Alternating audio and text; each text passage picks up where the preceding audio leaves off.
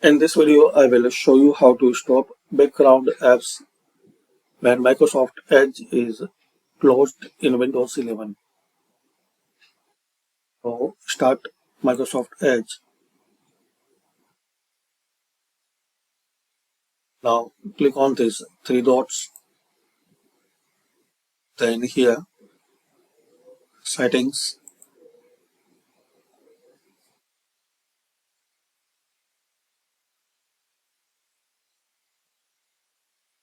Then system and info performance.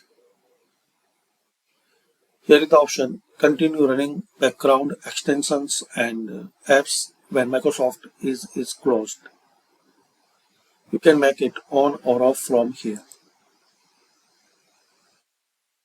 Select on if you want to make it enable. Select off if you want to make disable. That's it. So thanks for watching.